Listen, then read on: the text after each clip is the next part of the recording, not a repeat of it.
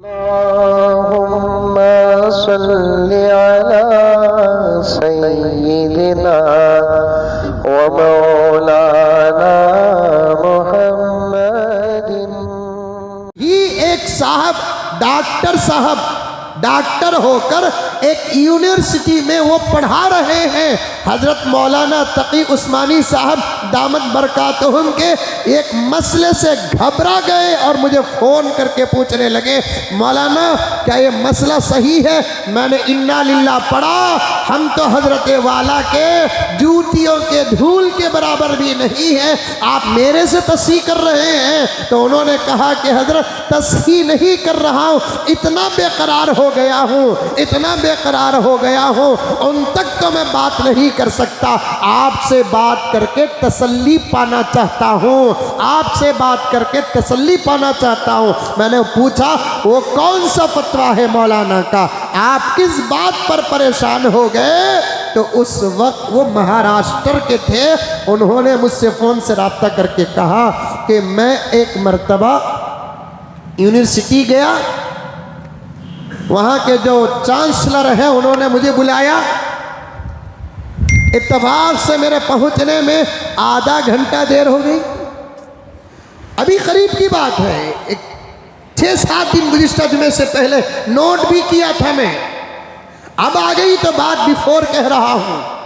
आधा घंटा मैं देर से यूनिवर्सिटी पहुँचा तो चांसलर जो वहाँ का हेडमास्टर होता है उसे चांसलर कहते हैं, मोहतमिम जो होता है उसे चांसलर कहते हैं। उन्होंने मुझे बुला भेजा और कहा आप बहुत बड़े माने हुए डॉक्टर हैं, मैं आप पर कोई ज़बरदस्ती कानून और पाबंदी की शर्त लगा नहीं सकता, कहीं आप नाराज़ हो गए तो हमारे स्टूडेंट्स का नुकसान हो जाएगा। क्योंकि कभी कभार क्या होता है, यजमान ही होता है, बाज़ नौकरों से डरना पड़ता है, इसलिए कि नौकरों के अंदर वो सलाहियत होती है, नौकर नाराज़ हो जाए तो यजमान का नुकसान हो जाएगा।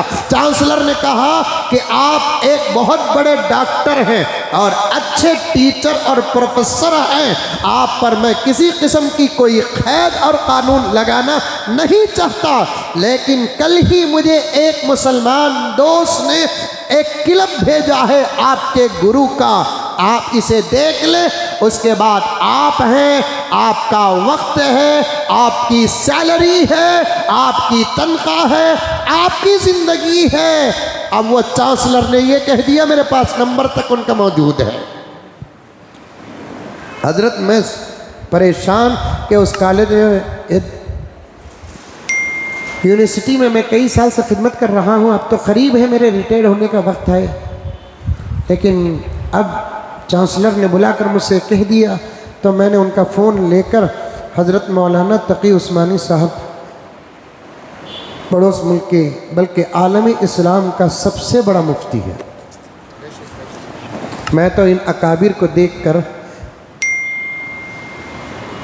ये तसल्ली पाता हूँ कि कहीं दिल में इस बात का अफसोस है कि हमने इमाम अबू हनीफ़ा को नहीं देखा, तो वो अफसोस इन बुज़ुर्गों को देखकर ख़त्म हो जाता है।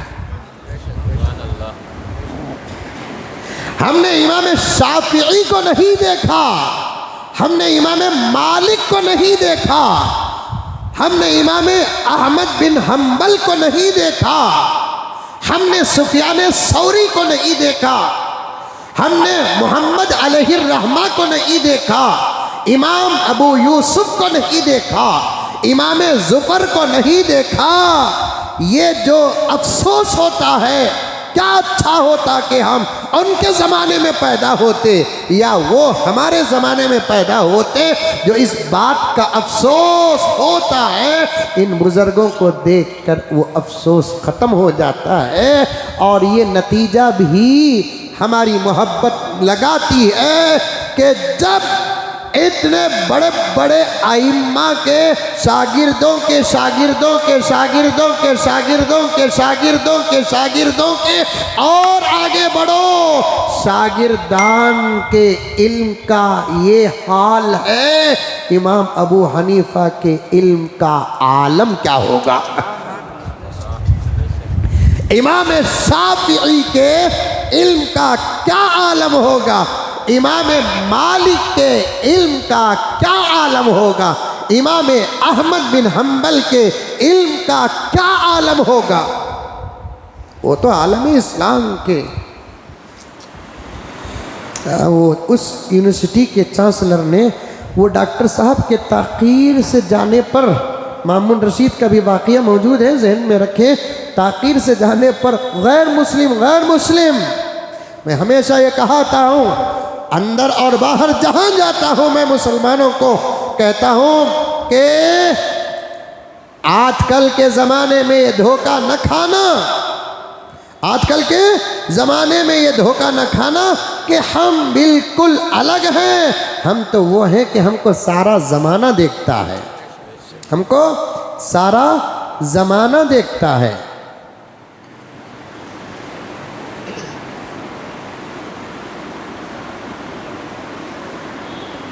एक शेर था मेरे पास राहत इंदौरी का, अगर मिल जाए तो बहुत अच्छा है।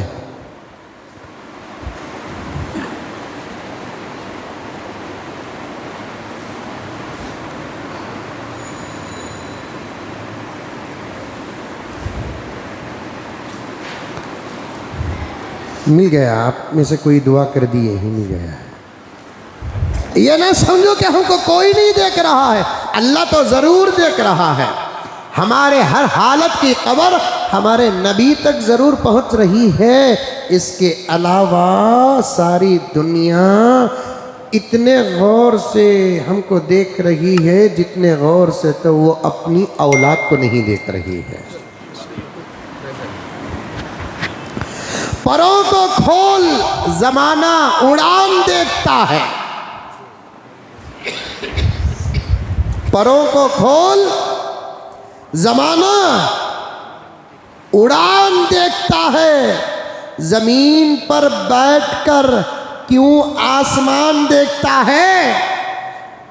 राहत का शेर ये, परों को खोल ज़माना उड़ान देखता है, ज़मीन पर बैठकर क्यों आसमान देखता है। मिला है हुस्न तो इस हुस्न की हिफाजत कर, मिला है हुस्न तो इस हुस्न की हिफाजत कर। संभल कर चल तुझे सारा जहान देखता है, संभल कर चल तुझे सारा ज़मान देखता है। सारा ज़माना हमको इसलिए देखता है कि हम मोहम्मद के ग़ुलाम हैं। वो जो मेरे जाने पहचाने नए आदमी डॉक्टर, वो किसी यूनिवर्सिटी में हैं, नाम तक नोट किया, वो नंबर भी है मेरे पास। अब वो गए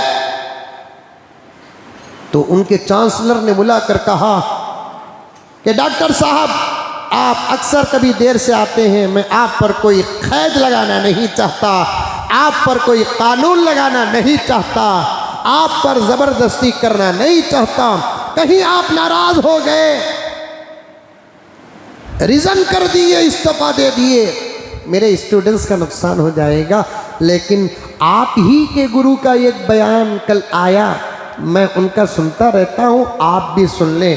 तो अब वो मोबाइल लेकर देखते हैं, बयान किसी और का नहीं बल्कि हज़रत तक़ी उस्मानी का है। पहले सुना कौन? गैर मुस्लिम। सुनकर खामोश नहीं रहा, बेअमल मुसलमान को दे रहा है, तो भी सुन। अब हज़रत उस तकरीर में क्या कहते हैं? हज़रत फरमाते हैं डायरेक्ट सूद का पैसा खाना ही हराम नहीं। मेरे पास है वो बयान। डायरेक्ट सूद का कारोबार करता है वही हराम नहीं। हजरत ही के फतवे को और मसले को आपको समझाने के लिए मैं कुछ जरा तशरीह कर रहा हूं। डायरेक्ट किसी का पैसा लेकर बगैर इजाज़त के उठा लेना, खा लेना ही हराम नहीं। हजरत फरमाते हैं मदारिस अरबिया में पढ़ाने वालों को, स्कूल्स में नौकरी करने वालों को या कंपनियों में नौकरी करने वालों को हजरत ने क्या बेहतरीन पैगाम दिया। हमने ये मसला हजरत अमीर शरीयत हकीमुल मिल्लत मुफ्ती अशरफ अली साहब रहमतुल्लाह अलैह से भी सुना है, लेकिन आज कहने का मौका मिल रहा है। हज़रत मौलाना तकी उस्मानी साहब दामद बरकातहू उनके उस बयान को सुनकर हज़रत ने फरमाया, अगर आप मदरसे में पढ़ाते हैं, मसला सुनो, इस्लाम हलाल रोज़ी के लिए कितनी एहतियात बरता है। हज़रत ने मसला बयान किया कि अगर आप किसी मदरसे में पढ़ाते हैं और मदरसे ने आपको पढ़ाने की तनख्वाह तय की है और टाइम भी तय है, 9 से 1 बजे तक पढ़ाना आपका काम, 3 से 5 तक पढ़ाना आपका काम, 9 से 1 3 से 5 तक पढ़ाएंगे, आपकी तनख्वाह 10,000 रुपये फॉर एग्ज़ाम्पल 10,000 रुपये होगी। तो आप 9 बजे से लेकर 1 बजे तक पढ़ाकर, 3 बजे से लेकर 5 बजे तक पढ़ाकर वो 10,000 रुपये लेकर खाते हैं, तो ये पूरे पैसे आपके लिए हलाल है। बजाय 9 के आप 9:30 को जाकर तनख्वाह 10,000 रुपये लेते हैं, तो ये 15 मिनट की ताख़ीर के बावजूद पूरी तनख्वाह लेना नाजायज़ है।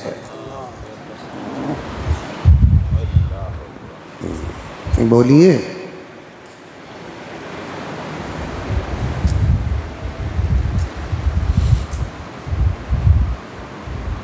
नौ बजे जाकर 1 बजे, 3 बजे जाकर 5 बजे तनख्वाह 10,000 रुपये लेते हैं। पूरी 10,000 रुपये की तनख्वाह जायज़ है।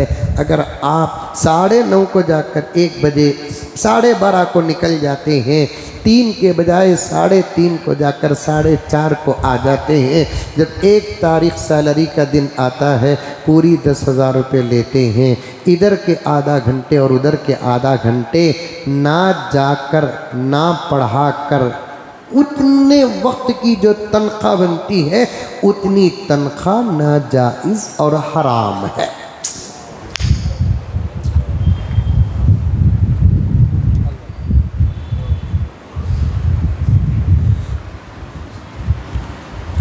है एहतियात हमारे पास,